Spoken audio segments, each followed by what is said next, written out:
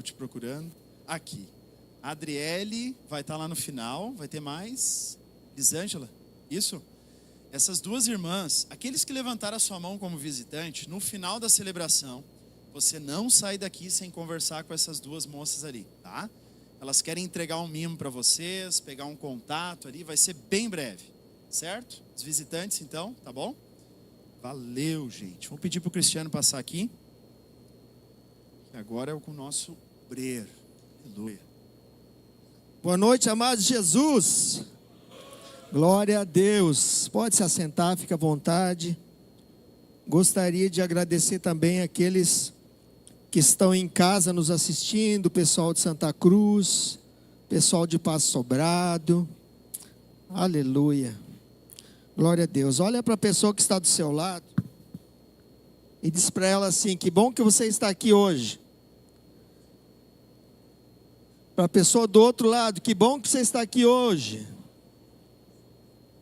Aleluia. Glória a Deus. Hoje não tem jogo do Brasil, né? Aleluia. Eu senti saudade de uns quantos aí no domingo passado. Aleluia. Glória a Deus. Mas hoje você está aí, né? Estamos aí para nos alimentar da palavra. Então fala comigo: Senhor Jesus, nessa noite eu abro meu coração e a minha mente para receber a palavra de Deus, que tem poder para mudar a minha vida, a minha história, a minha família, em nome de Jesus. Amém. Glória a Deus. Amém. Título da palavra: Josué, o nascimento de um Salvador. Abram suas Bíblias em Josué 6, 27. Josué 6, 27. Se vocês puderem botar na NVI as passagens, fica melhor. Eu acabei esquecendo de avisar lá, pessoal.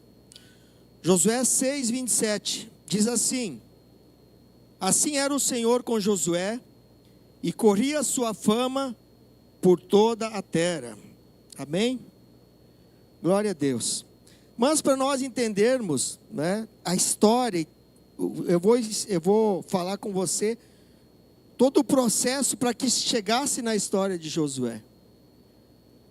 Então lá em Gênesis 12, 1 e 2 diz assim: ora, o Senhor disse a Abraão: saia da tua terra e da tua parentela e da casa do teu pai, para a terra que eu te mostrarei, e far-te-ei uma grande nação. Essa era a promessa de geração em geração que Abraão recebeu de Deus.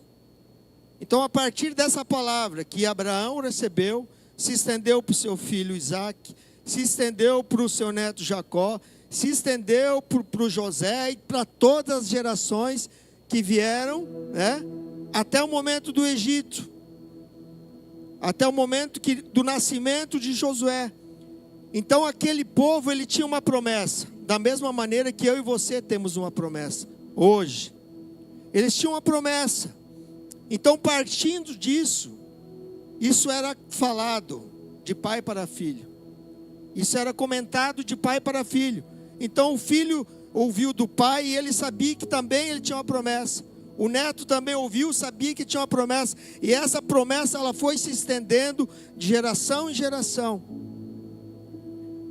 Nós sabemos que José, então, ele vai para o deserto, vai para o Egito também, e ele é fonte de bênção para a sua família lá por um momento. Vocês sabem da história, a grande maioria sabe da história. Mas José também sabia dessa promessa. Tanto é que lá em Gênesis 50, 24 e 25 diz assim: então disse José a seus irmãos: estou à beira da morte, mas Deus certamente virá em auxílio de vocês e os tirará desta terra, levando-os para a terra que jurou a Abraão, a Isaque e a Jacó. José fez com que os filhos de Israel lhe prestassem um juramento, dizendo-lhes: Deus certamente virá em auxílio de vocês. Levem então os meus ossos daqui. Olha só, ele tinha tanta certeza, tanta convicção, que o povo dele seria tirado dali, seria levado para a terra prometida, para a terra que emana leite e mel, que ele disse: não fique nem meus ossos sepultados aqui nesse lugar, não fique nem os meus ossos sepultados aqui no Egito. Então ele fez com que os seus irmãos jurassem diante dele, que até os ossos dele sairiam dali. E depois a grande maioria sabe da história. Continuando a história, nós sabemos que esse povo ele se torna escravo no Egito, por muitos anos. Então ele está escravizado no Egito, ele está amassando barro ali, fazendo tijolos naquela terra. E cada israelita lá no Egito, mesmo prisioneiro, eles lembravam da promessa. Eles lembravam daquilo que seus pais falavam, seu avô falou. Eles lembravam, eles tinham claro essa promessa. Mesmo debaixo da escravidão, eles tinham certeza, eles tinham convicção que eles seriam tirados daquele lugar. E o que acontece nesse determinado momento? Então eles estão como escravos naquele lugar, estão como escravos no Egito. Mas cada uma das pessoas que estavam no Egito, elas tinham algo queimando no seu coração. Mesmo escravo, um dia eu vou sair daqui, um dia eu vou ser liberto dessa escravidão, um dia eu vou ser levado para a terra prometida. O libertador virá, o nosso Salvador virá e nos tirará desse jugo, nos tirará desse lugar que estamos aqui sendo escravizados. Sabe que o Egito, ele significa um mundo para nós. Da mesma maneira que nós um dia estávamos escravizados no mundo, da mesma maneira como aquele povo, o povo de Deus, estava escravizado no Egito. Isso aponta para a nossa história. Mas como Josué chegou a tão longe, a ser um conquistador, como ele conseguiu ser muito mais que o seu destino natural reservava para ele. E existem algumas coisas, algumas características que nós podemos aprender com a vida de Josué nessa noite. Amém? Então repita comigo: Josué tinha uma paixão. Mais forte: Josué tinha uma paixão.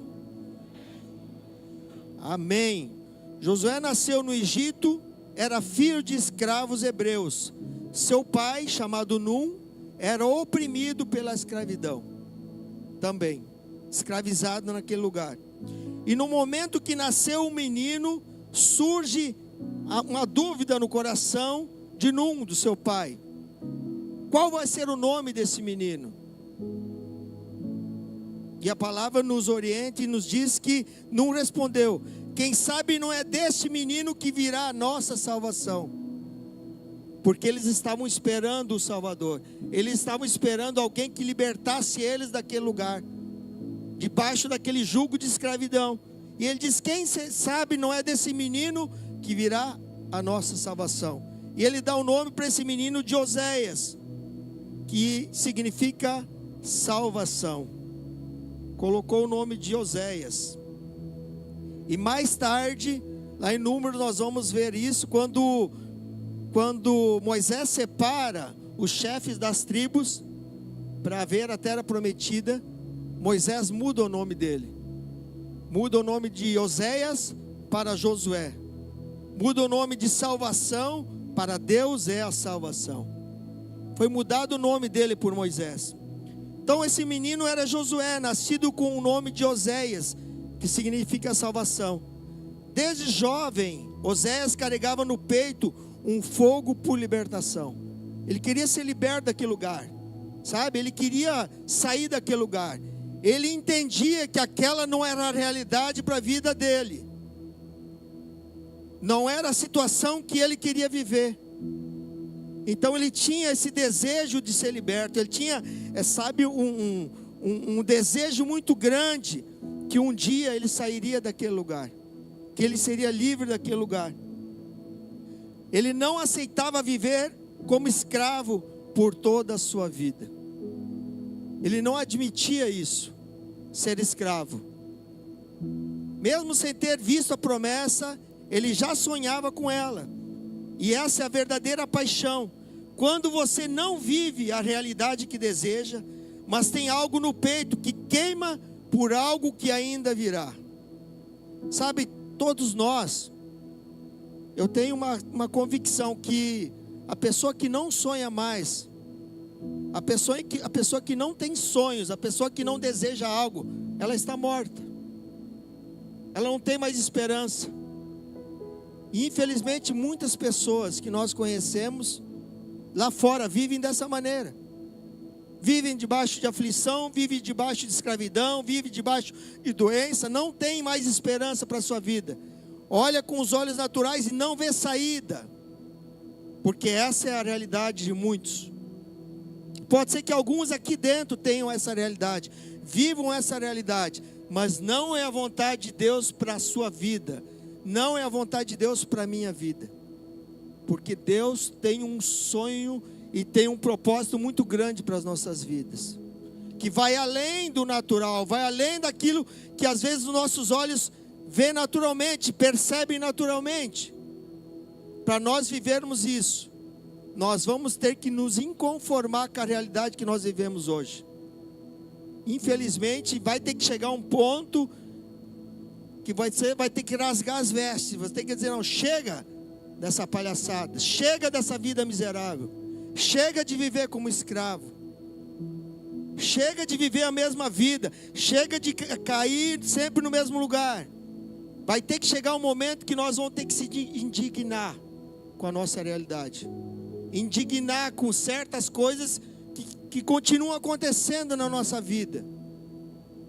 Se nós não conseguirmos se indignarmos com isso, nós não reagimos, sucumbimos e continuamos vivendo aquela vidinha miserável, que não é a vontade de Deus para a nossa vida.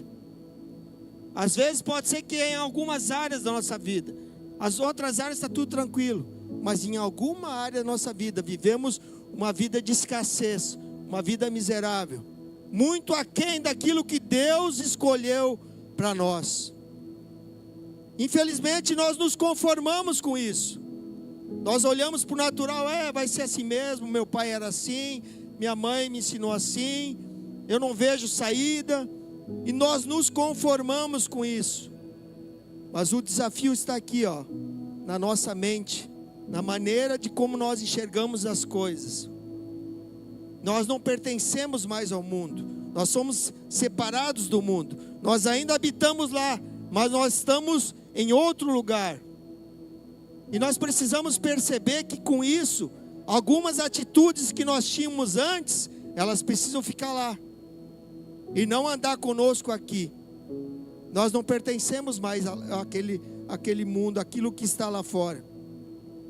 Então nós precisamos realmente nos indignar com tudo aquilo que está acontecendo, que não está alinhado com a vontade de Deus. Não está alinhado com a vontade de Deus. Você também precisa ser motivado por algo que queima no seu coração, uma paixão que vai muito além daquilo que você enxerga. Uma paixão que te motiva, uma paixão que te leva a fazer coisas que você nunca fez antes, que nunca viveu antes. Porque a maior loucura de alguém é querer plantar sempre a mesma coisa e colher algo diferente. Isso nunca vai acontecer. Enquanto nós não plantarmos algo diferente, nós não vamos colher algo diferente. Não tem como isso acontecer.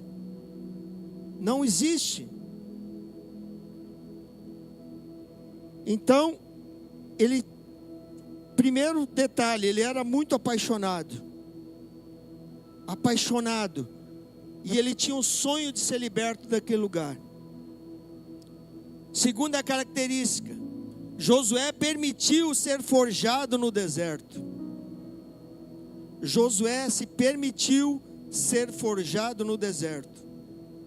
Quando eu vejo essa pergunta aqui, eu lembro do Derli. Misericórdia, né, Derli? Num teste, né? O que é deserto? A pergunta. Derli, num teste lembra, pastor? Ele mostrou até para o pastor a pergunta. Derli, eu fazendo um teste do seminário, na carne, não sabia nada, não tinha estudado, não lembrava. E daí tinha a pergunta, o que é o deserto lá? E eu já incomodado, eu botei, é um lugar cheio de areia onde tem os camelos. Né, Derli? Eu olho para a pergunta e eu lembro do Derli. O Derli, o que aconteceu aqui? Como é que tu respondeu desse jeito? Ô, Derli, eu estava muito na carne. Aleluia. E daí, justamente, o que é o deserto? Deserto é um lugar de sequidão, de solidão, onde somos confrontados. É o lugar que você é levado ao seu fim. Fim da sua força humana, fim do seu jeitinho, onde ninguém mais pode te socorrer. Só Deus é o lugar onde você vai ter uma experiência com Ele. Sabe, isso pode ser em diversas áreas. Pode ser na área financeira, pode ser em qualquer outra área da sua vida, onde não vai ter mais ninguém para te ajudar. Só Deus.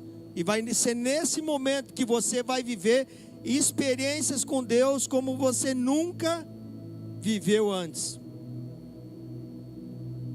O deserto é um lugar de transformação, de mudança, transformação do nosso caráter.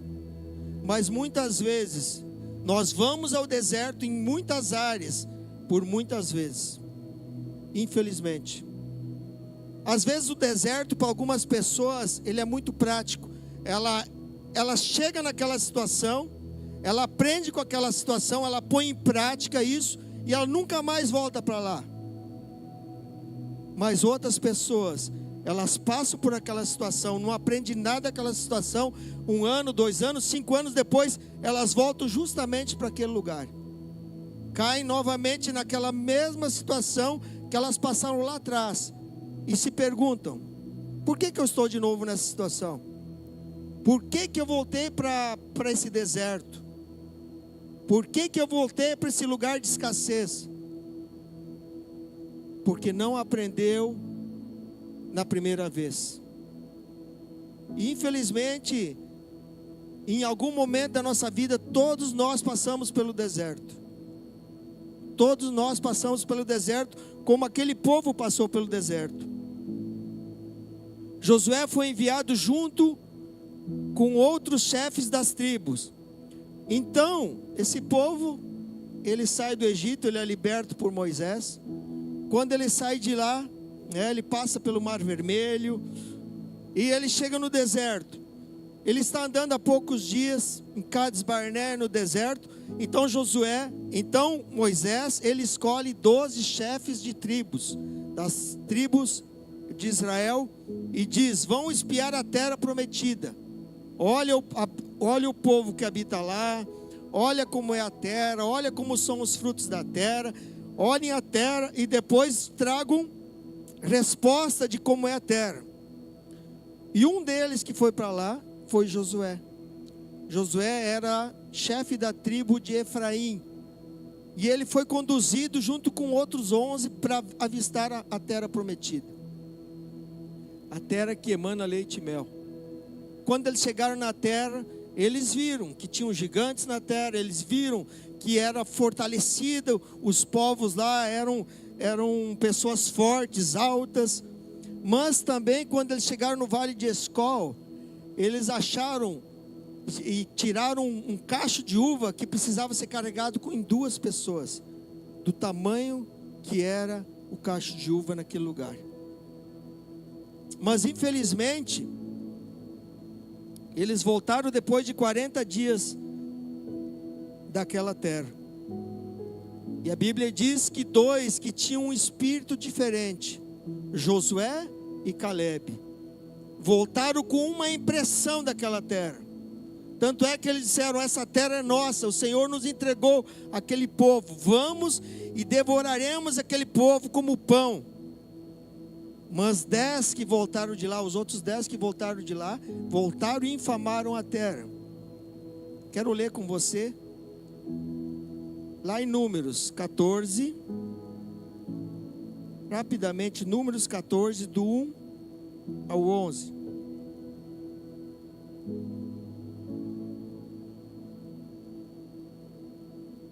Diz assim: naquela noite toda a comunidade começou a chorar em alta voz.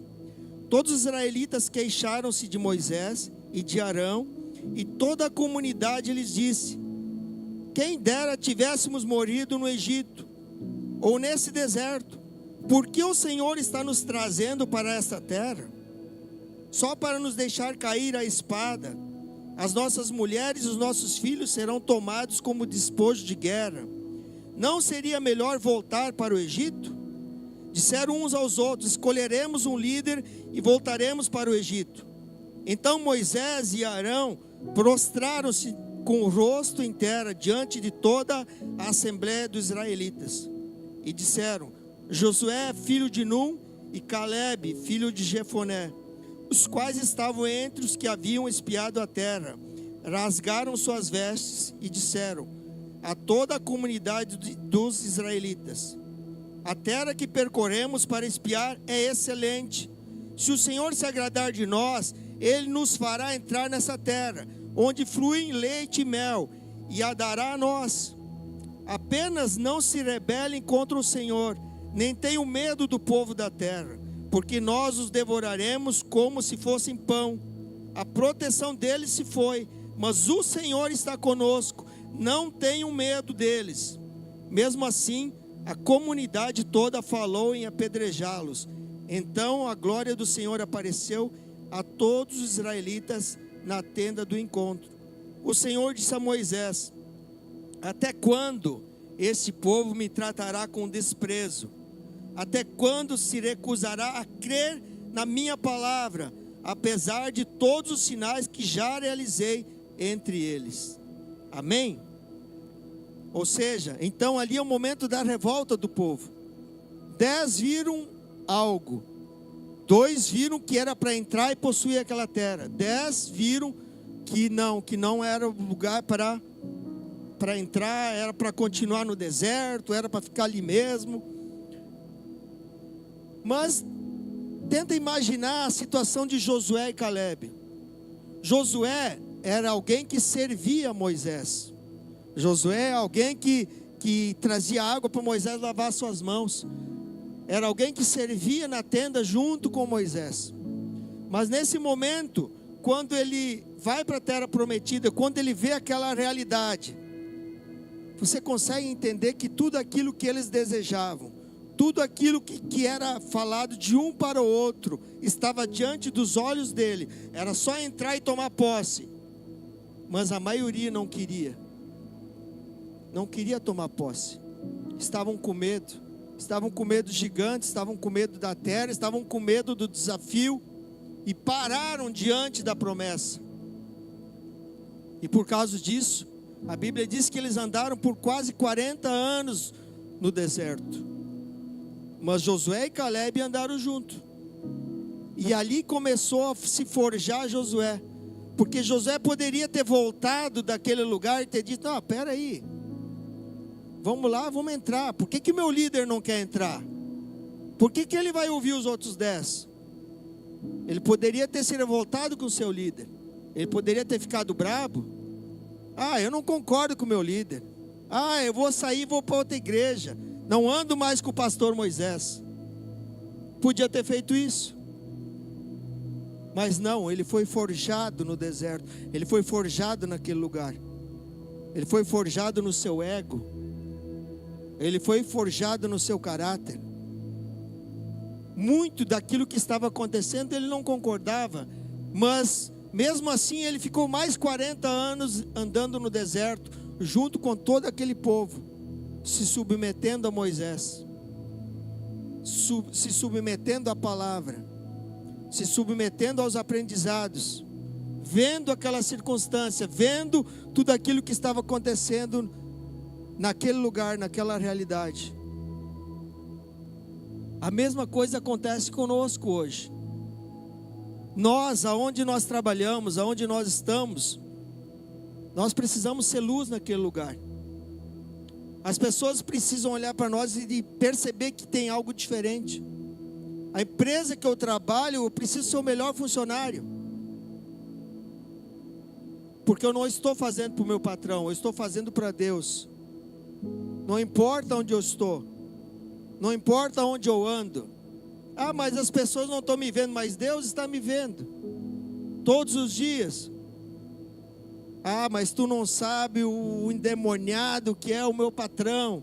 Se tu soubesse, vou dizer algo para você.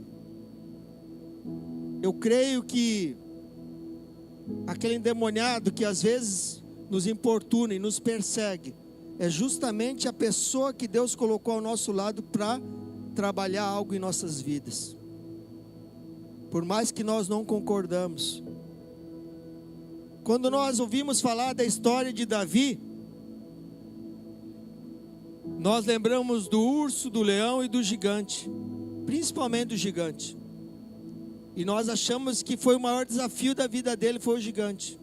Não foi o gigante. Davi, quando ele matou o gigante, ele começou a servir a Saul, o seu líder endemoniado, que queria matar ele a todo instante, que jogou lança diversas vezes contra ele. E ele teve que se submeter durante aproximadamente 15 anos.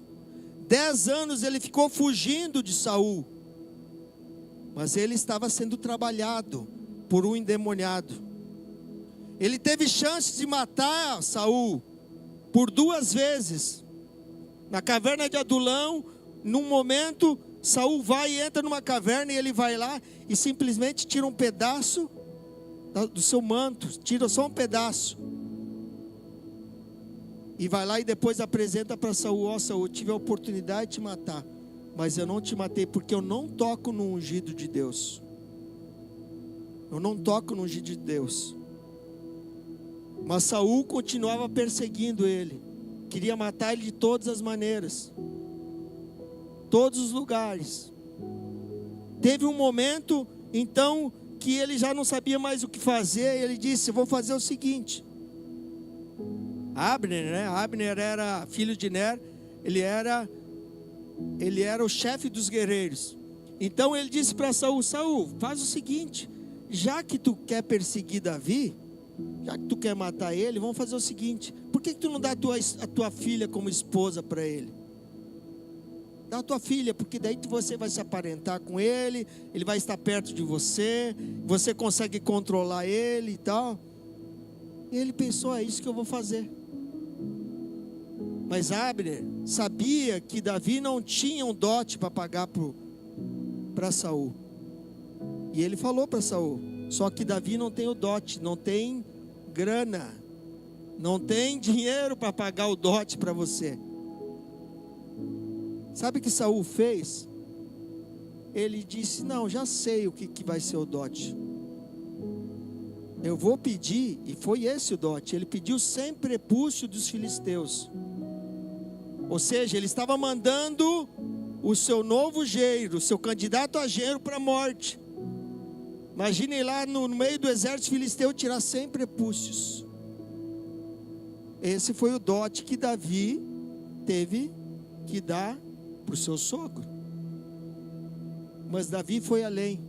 Davi conseguiu 200 prepúcios.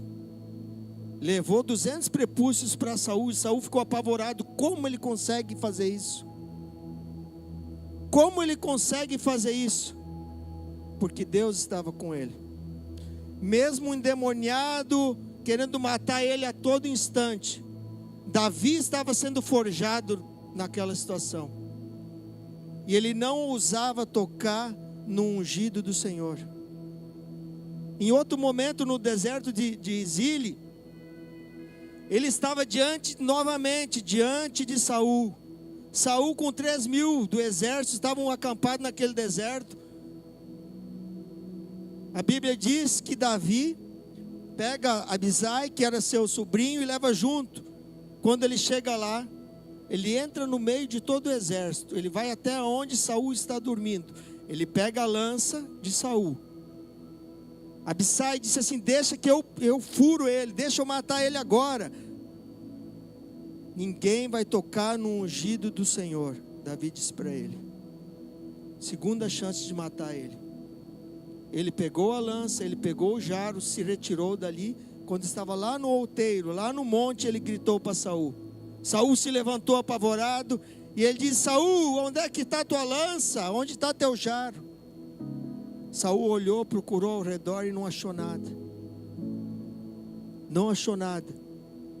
E daí ele novamente, ele vai até Davi, Davi fala com ele, e ele diz: eu não quero o mal, eu não quero o seu mal, eu nunca farei nada contra você, porque você é um ungido de Deus, foi aquele que Deus levantou como líder sobre a minha vida.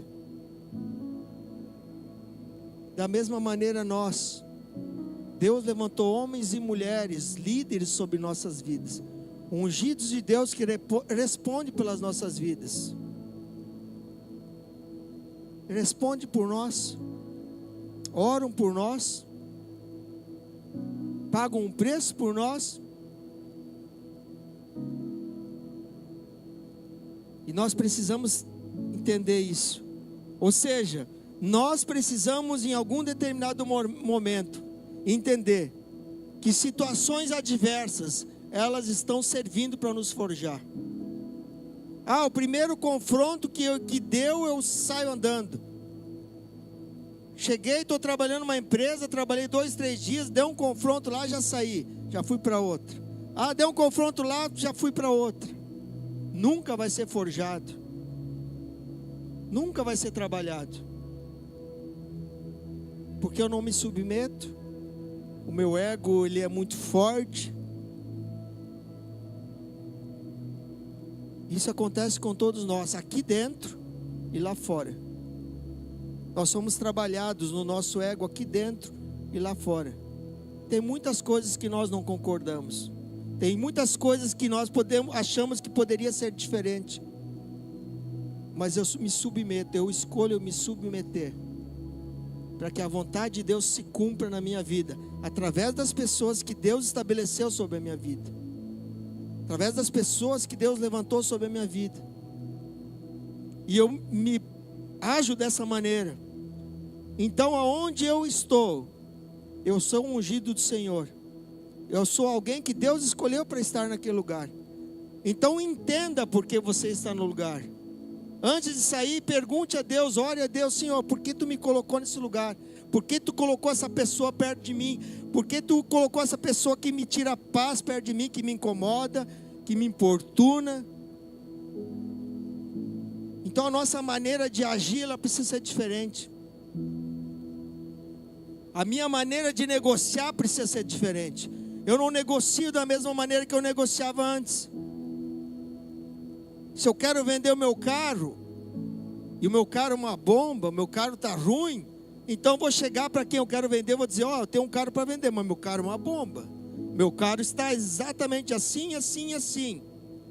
Eu vou até fazer menos, mas ele está assim. Ou nós vamos fazer como nós agíamos antes. Não, meu carro está lindo, meu carro está... Aí o cara anda 2 dias, o carro explode nas mãos dele. Tá, mas peraí, aquele crente me disse que era uma bênção o carro e tal, e agora... Ou seja, nós expressamos a imagem de Jesus aqui nessa terra. Muitas pessoas lá fora nos contratam para trabalhar, porque não, vou contratar aquele crente, porque ele vai na igreja, ele é crente. Mas chega lá e não se comporta dessa maneira, não age dessa maneira. E às vezes até entre irmãos acontece isso. O irmão contrata para a empresa: não, vou pegar um irmãozinho crente. Por quê? Não, porque ele conhece a verdade. Mas chega lá, começa a dar perna de anão. Começa a roubar no tempo, começa a desconversar, começa a dar desculpa. Aonde lá dentro nós teríamos que ser luz. Nós teríamos que viver a realidade da qual nós fizemos parte hoje. Ou afinal nós precisamos ser transformados, mudados todos os dias. Josué se permitiu ser moldado por Deus. Quando a maioria ficou procurando culpados e não assume a sua responsabilidade. Muitas das vezes acontece algo na nossa vida, nós ficamos olhando: meu pai é o culpado, minha mãe é o culpado, o vizinho é o culpado, meu amigo. Não, mas eu nunca sou culpado. Eu sempre sou a vítima. Vai ter que chegar um momento de bater no peito e dizer: eu sou o culpado. A responsabilidade é minha. Eu preciso mudar essa circunstância. Eu preciso mudar essa situação. Eu não posso mais viver dessa maneira. Eu não posso mais viver do mesmo jeito que eu vivia antes. Porque eu sou uma nova criatura. Dentro de mim habita o Espírito de Deus, que quer me conduzir para uma nova vida. Quer me conduzir para uma nova história. O grande desafio não foi sair do Egito, mas tirar o Egito de dentro deles. Tirar o Egito de dentro daquele povo, que era escravo no Egito. Mas o grande desafio é aqui, mudar a nossa mente. Ser transformado, ser mudado pela palavra de Deus. Antes eu agia assim, agora a palavra me instrui assim.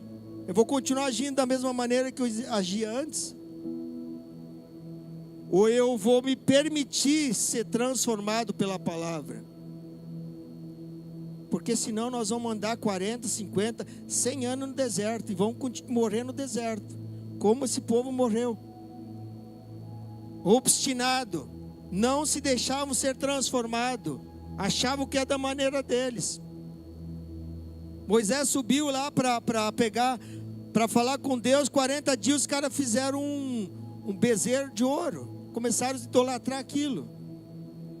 Ou seja, pegaram tudo aquilo que eles viviam antes lá no Egito e começaram a praticar ali, que não condizia mais com a realidade deles. Josué soube aproveitar as oportunidades dadas por Deus.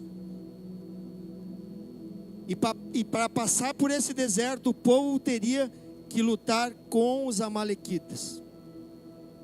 Muitas vezes nós temos grande oportunidade diante de nós, mas nós não aproveitamos. Uma oportunidade, encontro com Deus. Uma oportunidade dada por Deus. Mas infelizmente muitos de nós não aproveitam essa oportunidade. Eu vou esperar para o ano que vem, eu vou esperar para o mês que vem, para o final do ano. Ou seja, sempre procrastinando algo quando é para Deus, quando é para nós sermos mudados e transformados pela palavra. Nós não se deixamos ser transformados. Quando algumas coisas batem no nosso ego, nas nossas convicções, nós não abrimos mão.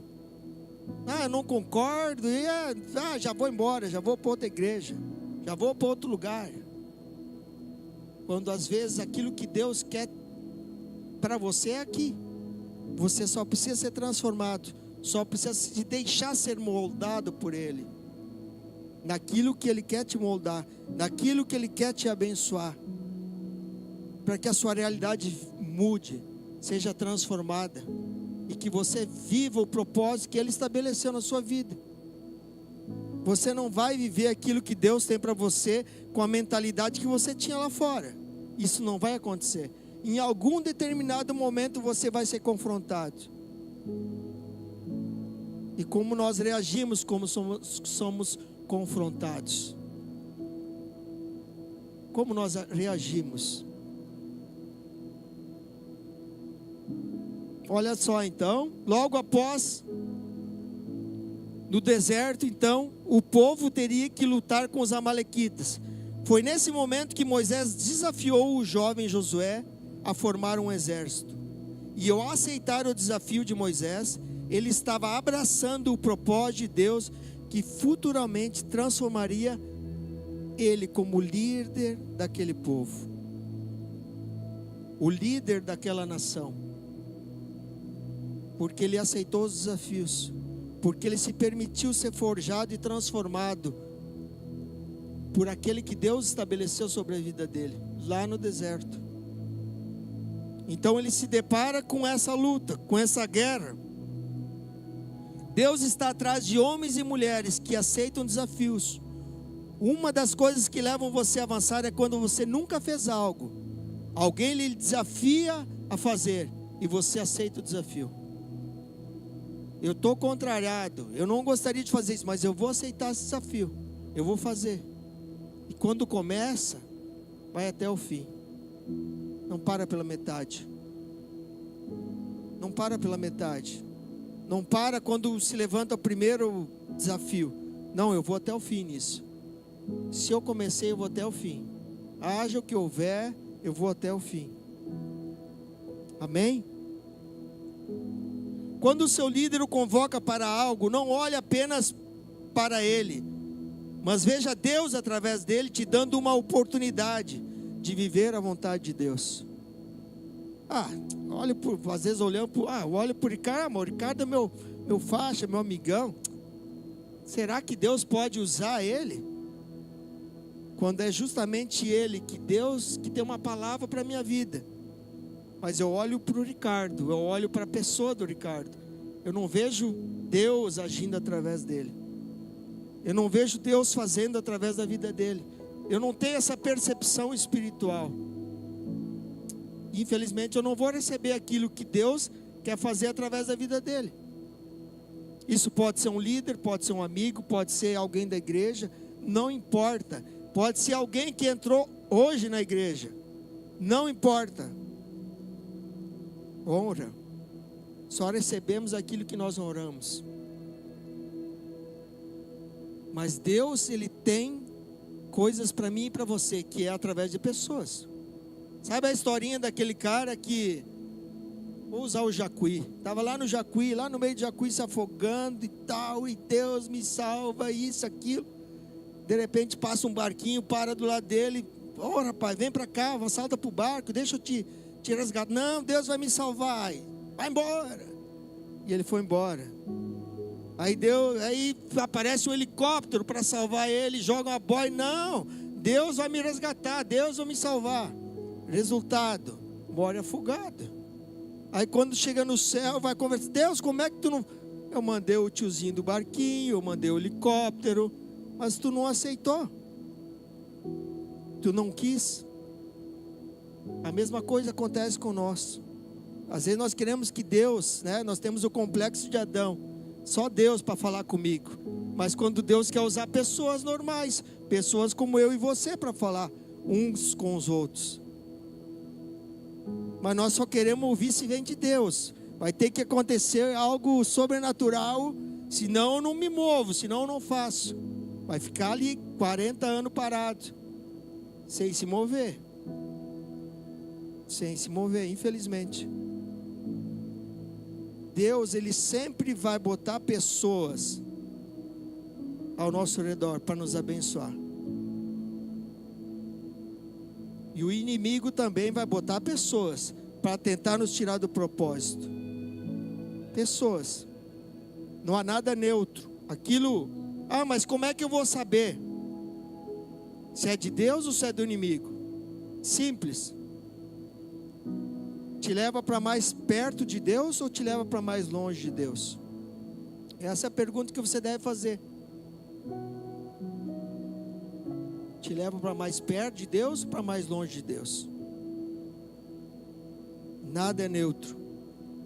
Então quando o nosso líder convoca para fazer algo, não olhe apenas uma pessoa, mas olha Deus falando através da vida dele. Olha Deus falando através da vida dessa pessoa. Foi assim que Josué se tornou o capitão do exército de Israel. E terceiro, porque ele acreditou naqueles que ninguém acreditaria. Josué montou um exército e os soldados desse exército eram todos escravos, depois de mais de 100 anos de escravidão. Ou seja, eram escravos, não eram pessoas treinadas. Mas Josué chamou aquelas pessoas, chamou aquele povo e levou para a guerra. Ou seja, ele acreditou que aquelas pessoas eram capazes de lutar aquela guerra. Então nunca subestime as pessoas que Deus colocou ao seu redor. Nunca subestime as pessoas que Deus colocou perto de você. Foi o próprio Deus. Valorize as pessoas. Valorize, porque foi Deus que colocou. Às vezes elas podem nos incomodar, pode ser, não importa, foi Deus que colocou. É Deus trabalhando o nosso ego. Sabe, aqueles que às vezes mais nos incomodam, eles vão dar fruto. Eles vão dar fruto. A gente vai ver lá na frente, olha só, o cara produzindo, ganhando, vai dar fruto. E Deus sabe como trabalhar em nós. Ele vai colocar pessoas justamente para trabalhar aquilo que nós precisamos ser trabalhado. É essas pessoas que Deus vai colocar perto de nós. Aleluia. Glória a Deus. Continuando. Então ele não desvalorizou as pessoas que estavam perto dele. Não desvalorizou aquelas pessoas que Deus tinha colocado para lutar com ele.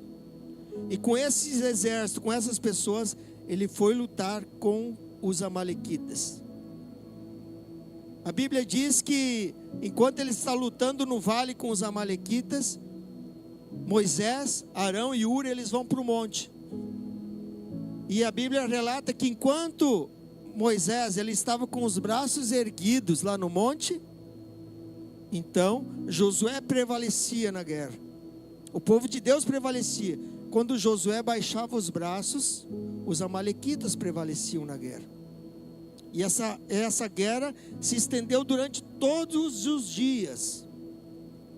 Então Hur, simbolizando o governo, e Arão simbolizando o sacerdócio, eles colocaram pedras debaixo dos braços de Moisés, para que Moisés ficasse com os braços, mesmo cansado, ele ficasse com os braços estendidos.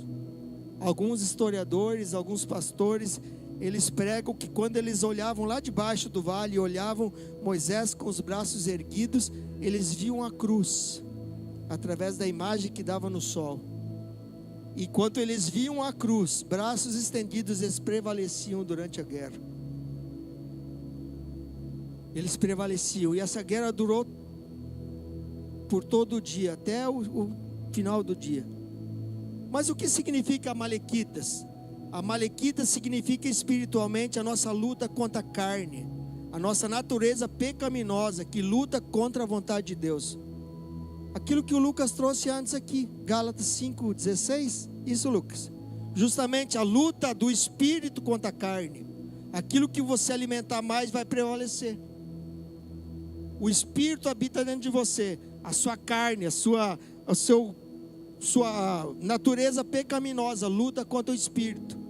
Se você alimentar mais o espírito prevalece. Se você alimentar mais a sua carne, a carne prevalece. Você que escolhe quem você alimenta mais. Amaleque sempre se levantará para resistir a uma vida de intimidade e propósito com Deus.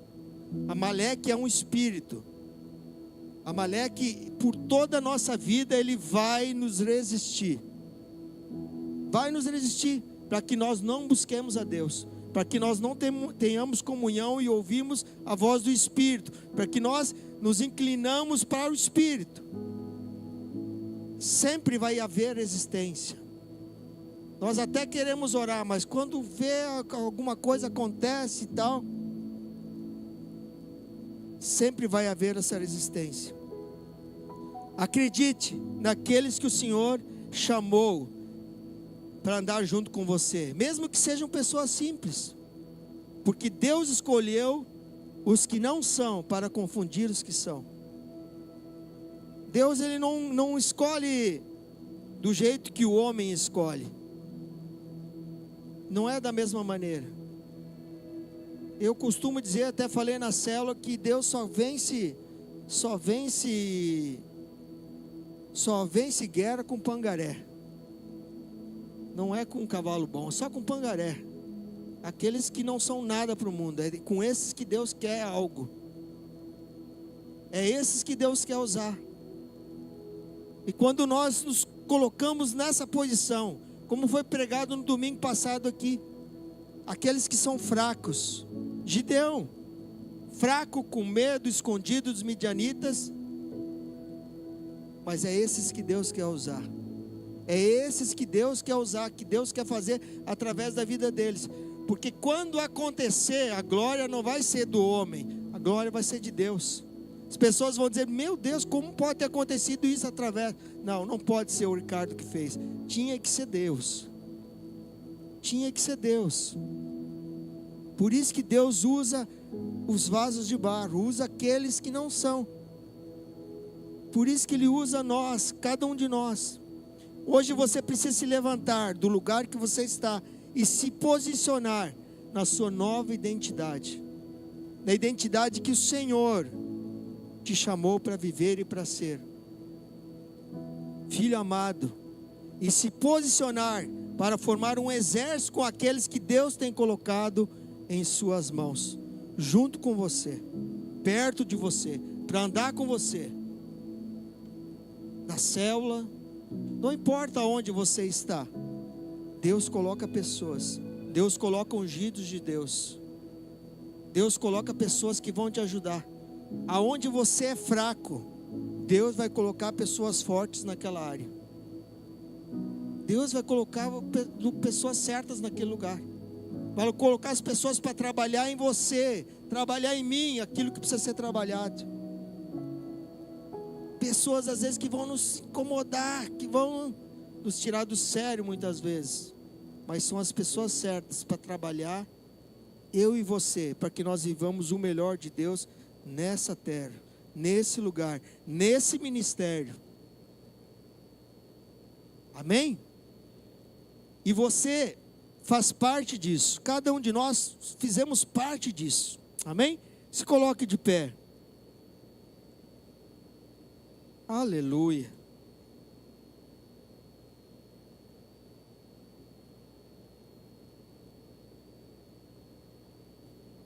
Então, 3 coisas. Desenvolva uma paixão.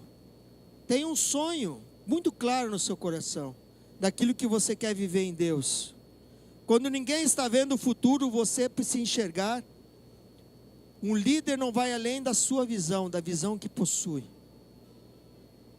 Você precisa ter olhos de águia, você precisa desejar algo, precisa algo queimar dentro do seu coração. É para lá que eu vou, é isso que eu vou conquistar, é lá onde eu vou chegar, é lá que eu quero chegar. Precisa ter esse sonho muito claro no seu coração. E Deus vai colocar pessoas para que você chegue lá. Não despreze as oportunidades que Deus colocou diante de você. Se Deus está ensinando, aprenda. Se Deus está abrindo a porta, entre. Se Deus está dando o desafio, abrace o desafio. Não importa qual seja o desafio, abrace ele e vá até o fim nesse desafio. E último, acredite naqueles que ninguém acreditaria. Você está esperando chegar um exército pronto, mas Deus vai lhe dar a vitória com os liderados que Ele já te deu. Com aqueles que precisam de você, com aqueles que precisam ser instruídos por você. Não subestime as pessoas que Deus colocou ao seu redor. Não olhe para as falhas delas, mas olhe para aquilo que é o ponto forte delas. Se derrame na vida dessa pessoa. Se derrame na vida dela, ore por ela. Conduza ela a viver aquilo que o Senhor sonhou para ela. Invista tempo, invista dinheiro. Invista a sua vida nessa pessoa. Porque afinal foi aquele que Deus escolheu para andar perto de você. Para andar junto de você. Para conquistar aquilo que o Senhor quer que você conquiste. Não subestime nenhuma delas. Não desvalorize nenhuma dessas pessoas. Por mais que elas te incomodem, por mais que ela te tire do sério. Foi exatamente essas pessoas que Deus colocou perto de você. Para mudar algo em você, mas para te ajudar a chegar mais longe, a ir mais longe, no propósito que Ele estabeleceu sobre sua vida. Se você treiná-los, Deus vai lhe dar um exército poderoso. Se você investir tempo e dinheiro, se você investir a sua vida nessas pessoas, Deus vai levantar um exército. Deus vai levantar discípulos que vão com você aonde você for. Que não vão se importar com o preço a ser pago. Porque afinal eles enxergam em você um homem e uma mulher de Deus, em que o próprio Deus colocou sobre a vida deles. Eles vão se submeter. Eles vão querer andar junto com você. Porque eles veem um coração apaixonado pela obra.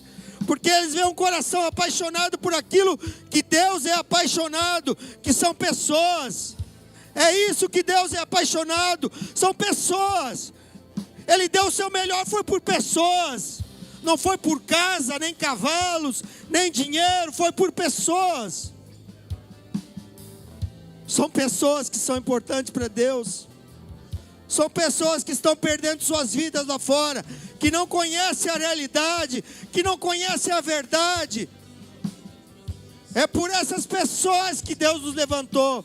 É para resgatar essas pessoas que estão lá fora, gemendo, morrendo nas garras de Satanás, sendo enganado, sendo preso, esperando alguém para libertar, esperando alguém para levar uma nova palavra, esperando alguém para trazer o evangelho que pode mudar a história deles, que pode mudar a vida deles. Deus está olhando para mim e para você, e Ele espera que eu e você, em cima da luz que nós temos, em cima daquilo que nós somos chamados para viver, assumamos o compromisso de fazer o que tem que ser feito nessa cidade, na cidade onde nós fomos inseridos, no bairro, na escola, no trabalho. Nós somos a luz naquele lugar. Nós somos aqueles que vão levar a palavra naquele lugar. Nós somos chamados para fazer a diferença, para mudar a história de pessoas. Creia nisso. Creia nisso. Creia nisso. Feche seus olhos. Comece a falar com Deus nesse momento. Comece a lembrar as pessoas que Deus tem colocado perto de você. Você que é líder, agradeça as pessoas que Deus colocou perto de você. Os seus liderados. Aqueles que próprio Deus colocou perto de você, para cumprir um grande propósito. Você que é liderado, ore por aquela pessoa que Deus estabeleceu sobre você, que paga um preço por você em oração, paga um preço por você em treinamento, que olha para você e aposta em você, que crê que você vai dar fruto, que você vai além. Ore por aquele que Deus estabeleceu sobre a sua vida. Honre Ele. Ame Ele. Foi aquele que Deus estabeleceu. Por mais que ele seja falho, e ele vai ser falho, ele vai errar com você, mas foi Ele que Deus estabeleceu sobre sua vida. Então olhe para a imperfeição dele, porque você também é falho. Todos nós um dia vamos falhar. Todos os dias falhamos. Mas olhe para aquele que Deus estabeleceu. Olhe para aquele que Deus colocou diante de você. Ore por Ele. Clame por Ele. Oh, Espírito de Deus, nós entregamos aqui nessa noite homens e mulheres, Pai, que Tu estabeleceu nesse ministério, Pai, com o coração, Deus, para responder o Teu chamado, para responder o eis-me aqui, Senhor. O eis-me aqui para fazer aquilo que tem que ser feito. Em nome de Jesus. Em nome de Jesus. Aquele que quer andar como Josué. Aquele que quer, que tem uma paixão queimando no seu peito. Aquele que nasceu para conquistar e não ser conquistado. Aquele que nasceu para fazer a diferença onde está. Se você quer receber uma oração, saia do seu lugar nesta noite, vem aqui na frente. Vem aqui na frente. Em nome de Jesus. Você que está aqui na frente, já comece a orar.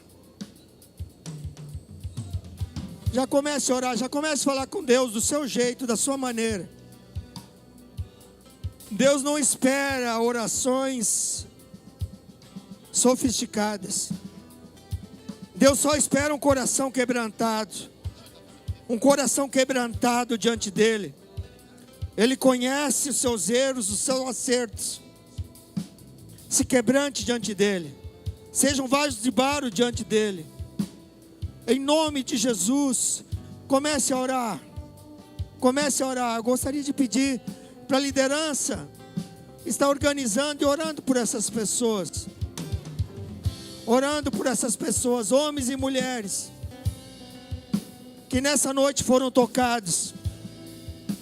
pela palavra e querem viver algo diferente nas suas vidas, que entenderam que nasceram para conquistar, que nasceram para algo muito maior que a sua própria história. Em nome de Jesus. Maravilhoso conselheiro, Deus forte, em nome de Jesus. Príncipe, aleluia. Vocês que estão no seu lugar, levante sua mão para cá. Deus forte, Pai de eternidade, levante sua mão para cá, ore pelas vidas que estão aqui na frente. Seu nome é maravilhoso. Ore, ore, ore, ore. Deus forte, alimenta aquele quem você alimenta prevalece. Príncipe da paz, em nome de Jesus. Em nome de Jesus. Homens e mulheres com um sonho queimando no seu coração, com um desejo santo de te servir. Em nome de Jesus. Em nome de Jesus.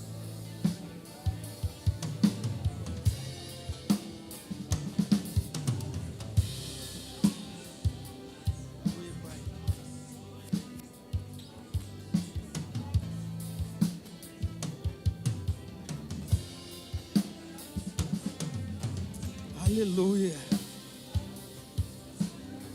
Glória a Deus. Em nome de Jesus. Em nome de Jesus. Aleluia. Aleluia. Em nome de Jesus. Aleluia. Em nome de Jesus. Em nome de Jesus.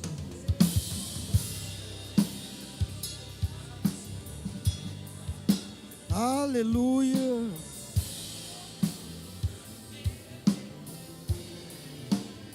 Lucas. Glória a Deus. Aleluia.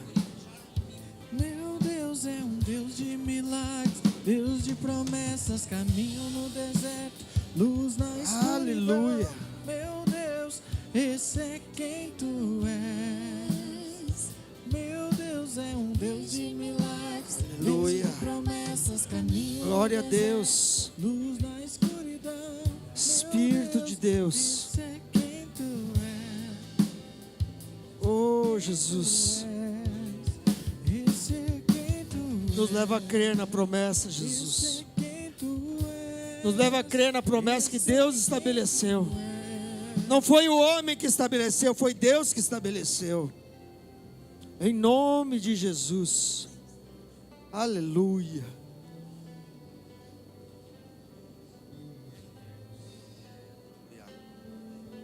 Jesus. Somos gratos, Deus.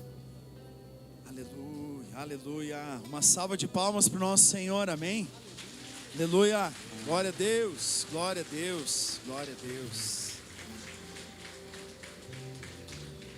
Palavra poderosa. Palavra poderosa, Cristiano. Glória a Deus por essa palavra. Glória a Deus pela revelação dessa palavra. Amém, amém. Meus amados, a celebração não termina aqui, ela continua durante a semana, nas nossas células. Você que não participa de célula, procure alguém aqui da congregação, procure um líder e diga, eu quero participar de uma célula que fique mais perto da minha casa, né? Nós temos várias células reunidas dentro da nossa cidade, fora daqui também, né? Então não saia daqui sem dar um abraço no seu irmão, você irmã também nas irmãs, que possamos ter uma semana abençoada e poderosa, em nome do Senhor Jesus, amém? Glória a Deus, Deus abençoe.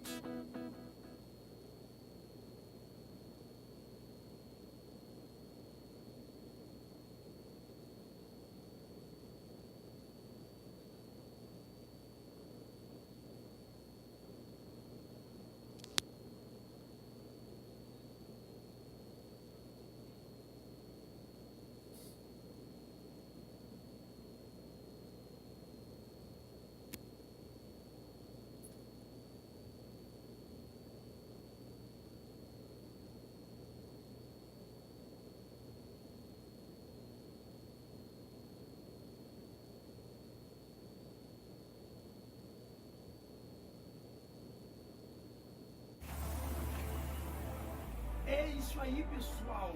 Se você quer saber tudo que está rolando aqui, dá o seu like aí ó, e se inscreva no canal e fique por dentro de tudo que acontece aqui com essa família. É isso aí.